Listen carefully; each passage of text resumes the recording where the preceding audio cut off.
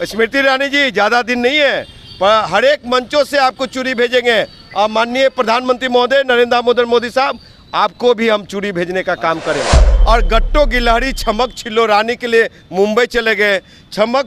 गट्टो गिलहरी वहीं छूट गया, छमक छिलो बिहार की राजनीति में। उस तरह से गोदी मीडिया नमो नमो कर रहे हैं, उस तरह से चिराग मीडिया चिराग कर रहा है, और तो कोई कर नहीं रहा है।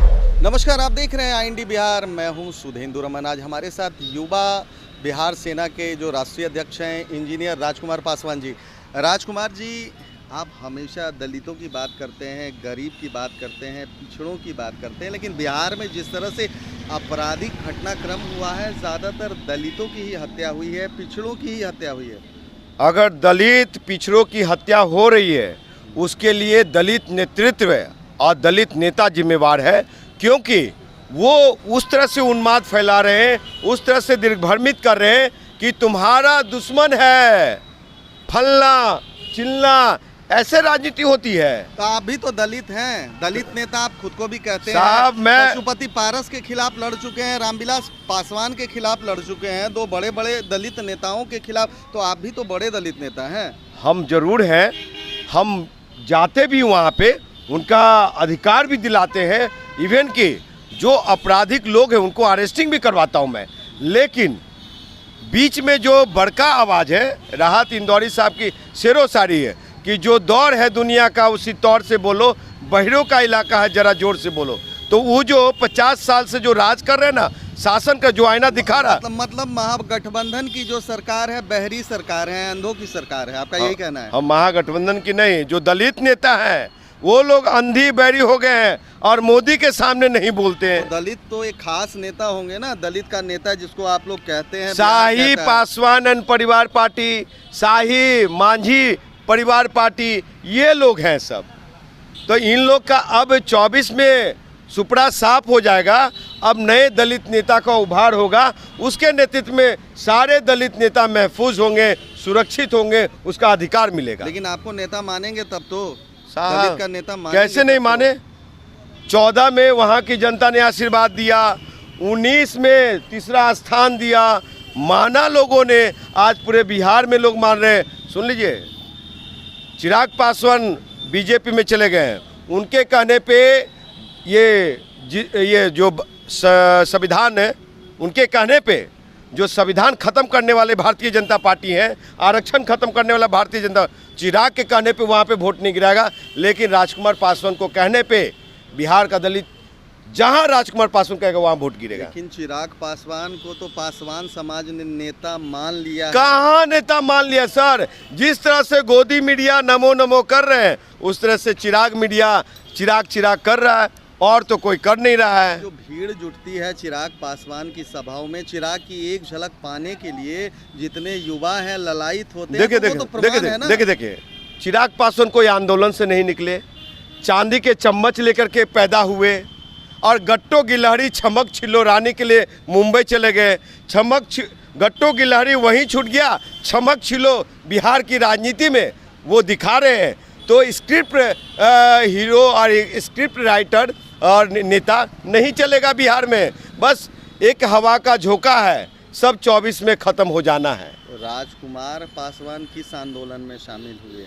अन्ना मूवमेंट में, आम आदमी पार्टी में, दिल्ली यूनिवर्सिटी के बहुत सारे आंदोलन में, 4 प्रोग्राम हो, चाहे और भी बड़े बड़े मूवमेंट हो। आपको बता दूं कि हम वैसे एक्टिविस्ट और आंदोलनकारी के साथ रहे, योगेंद्र यादव के साथ रहे, समझे? लेकिन सब दरकिनार कर दिए गए ना। आम आदमी पार्टी को एक तरह से केजरीवाल ने, कह सकते हैं, हथिया लिया। कहते हैं कि कमिश्नर थे इनकम टैक्स कमिश्नर। अरे साहब, ये सब चीजें छोड़ करके 2 बार लोकसभा का चुनाव लड़ा। और सुन लीजिए, 2020 के विधानसभा चुनाव में हमने 2 सीट पे चुनाव लड़वाया, और पप्पू यादव की पार्टी के उम्मीदवार से ज़्यादा वोट शेयर आया, और आगे मेरा उम्मीदवार कैंडिडेट रहे। अच्छा, एक ताजा ये मेरा उपलब्धि है साहब। एक ताज़ा मामला आज का है कि आज पशुपति पारस मीडिया को संबोधित करते हुए बोल रहे हैं कि उनको बार बार धमकी आ रही है कि हाजीपुर सीट से नहीं लड़ना। कहीं आप ही ने तो नहीं करवाया था ये?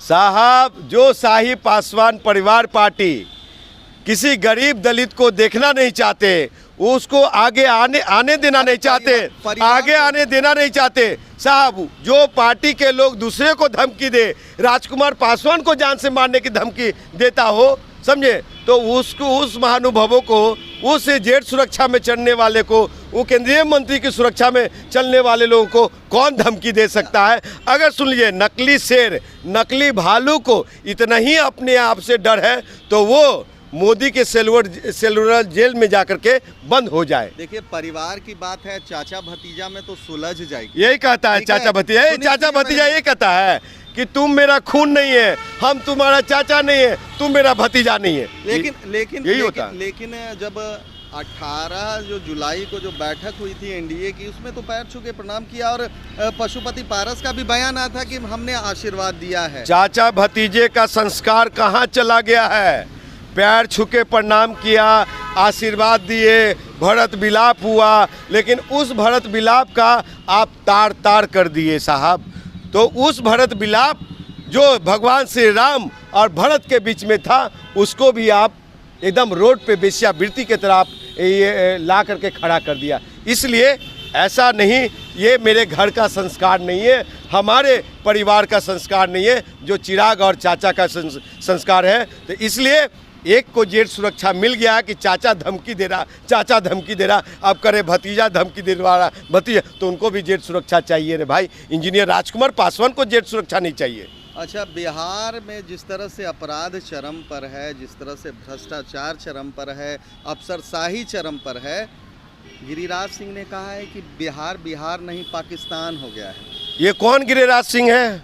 वही जो चित्रा त्रिपाठी जी का बर्थडे मनाते हैं केंद्रीय मंत्री रहते हुए, वो है। तो बर्थडे मनाना मना है? अरे सुन लीजिए, मतलब आप ये कह रहे हैं कि किसी का कोई मंत्री बर्थडे में अगर शामिल साहब तो गलत है? केंद्रीय मंत्री का आप संवैधानिक रूप से ताकत जानते हैं कि एक मामूली से पत्रकार, क्षमा चाहता हूं मैं, पत्रकार की जनता का बर्थडे मनाइएगा आप, जो 22 लाख जनता आपको चुन करके भेजिए, उसका न जन्मदिन मनाएंगे, उसका न सुरक्षा में खड़ा रखेंगे। तो रामकृपाल यादव अपने क्षेत्र में हर एक के हम भी सुनिए, हम भी मुंडन में सुनिए, हम भी सभी पत्रकार भाइयों को बहुत सम्मान करते हैं, उनको उनका बर्थडे मनाते हैं, जन्म। तो क्या हम अपने पर्सनल ये पेज पे लिखेंगे? एक केंद्रीय मंत्री के इस पे वो प्रोटोकॉल अलग है, हमारा पर्सनल व्यक्तिगत रिलेशन अलग होता है, समझे? तो ये साफ जाहिर है कि गिरिराज सिंह जी माला घुमा घुमा के जो सबको कहते हैं ना कि पाकिस्तान भेज देंगे, अकबर बेगूसराय की जनता उनको कहाँ भेजेगी? वो मतलब बिहार में सब चीज़ ठीक है, यही कहना? बिहार में बहार बा, नीतीश कुमार बा।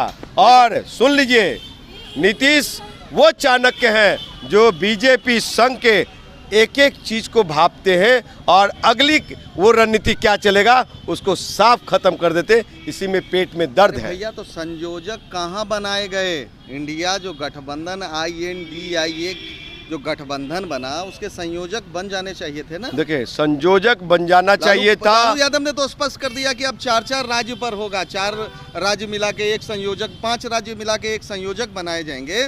तो देखिए, वो राष्ट्रीय क्या लगा, मतलब पूरे देश में 6-7 संयोजक होंगे, उसके बाद प्रधानमंत्री कौन बनेगा उसके लिए चेहरा ढूंढेंगे। आपके पास तो चेहरा ही नहीं है साहब, हमारे पास ही चेहरा है। मोदी के सामने भाजपा में कोई चेहरा ही नहीं है। तो मोदी का नाम तो ले रहे हैं आप ना कि मोदी है। सुनिए, मोदी जो रवीश कुमार जी का रिपोर्ट नहीं पढ़े विदेश में, जो अखबार ने लिखा कि अपने मेंटेनेंस पे और देश का पैसा इवेंट्स में कैसे खर्चा कर रहे, प्रोग्राम करा रहे, मोदी करवाने के लिए विदेश में, तो कितना पैसा खर्च हो रहा है साहब, वो देखिए, रवीश कुमार का रिपोर्ट पढ़िए और अखबार ने लिखा है।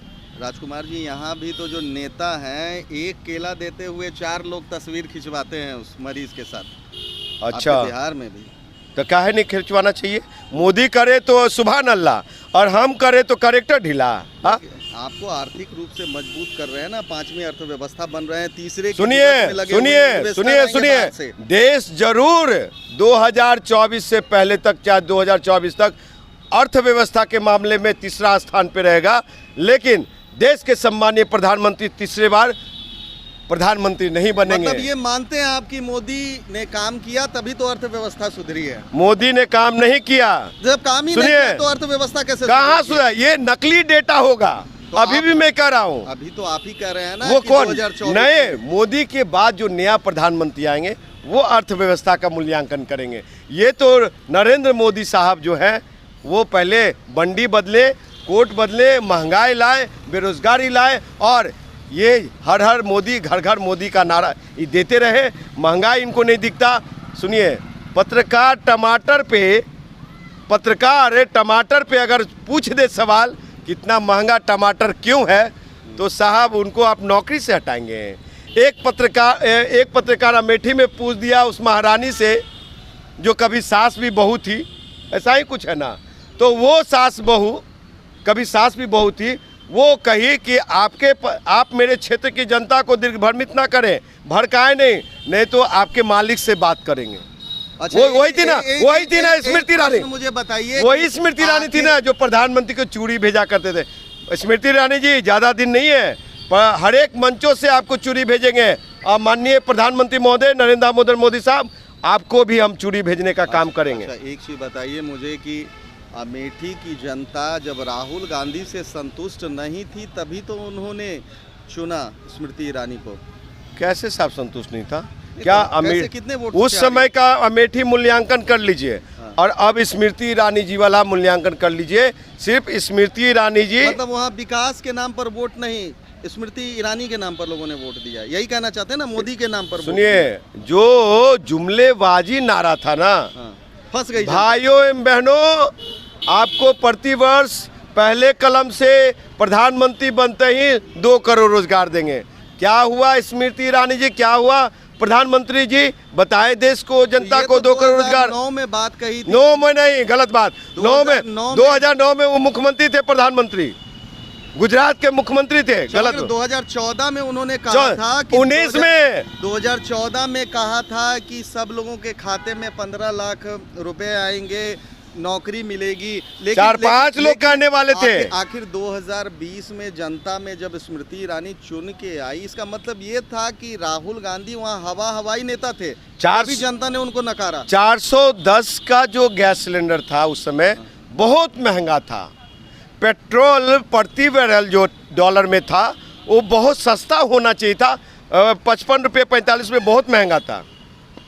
आज भी प्रति बैरल जो डॉलर है उसके अकॉर्डिंग 80 के नीचे पेट्रोल और डीजल होने चाहिए। आज कितना साहब 100 के पार है। किसको स्मृति ईरानी प्रधानमंत्री बेवकूफ़ बना रहे साहब? अच्छा, ये भारत जोड़ो यात्रा के तहत राहुल गांधी जो सियाचिन गए हैं, उनसे जब पूछा गया तो उन्होंने कहा कि जो भारत का हिस्सा है चीन ने कब्जा कर लिया है।